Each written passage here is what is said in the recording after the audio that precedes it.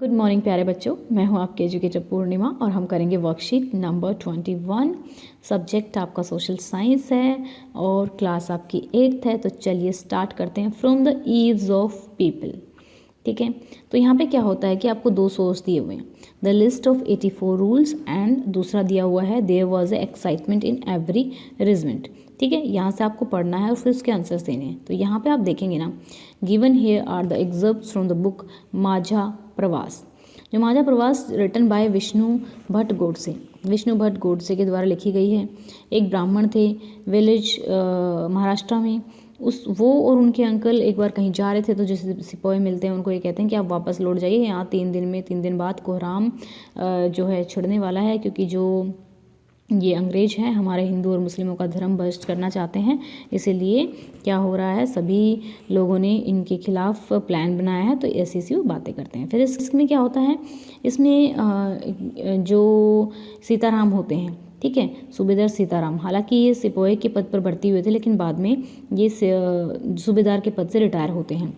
तो ये जो रिबेल हुआ था उसको दबाने में अंग्रेज़ों की मदद करते हैं। और रिबेल्स में इनके जो लड़का होता है वो भी होता है, इनका बेटा होता है, और वो मारा भी जाता है। ब्रिटिशर्स इनके आंखों के सामने इसको मार देते हैं।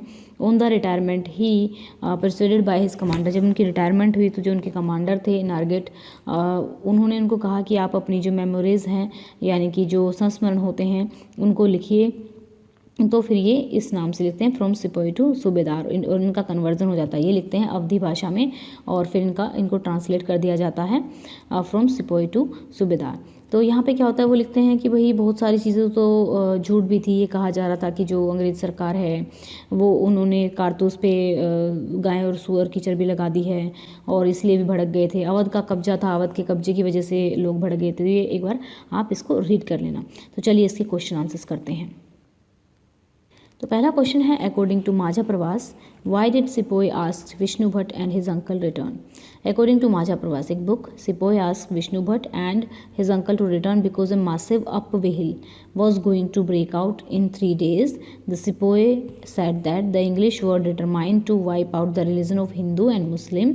They had made a list of 84 rules. Question number 2, how was Sitaram Pandey and who was Sitaram Pandey and who persuaded him to write? Sitaram Pandey was a Subedar recruited in 1820 and as a sepoy in the Bengal Native Army. His commanding officer Norgate persuaded him to write his memory. Why were the Indian soldiers of the British Army filled with the distrust? The seizing of Awadh, यानी कि अवध पे कब्जा कर लेना, filled the minds of the sepoy with the distrust and led them to plot against the government.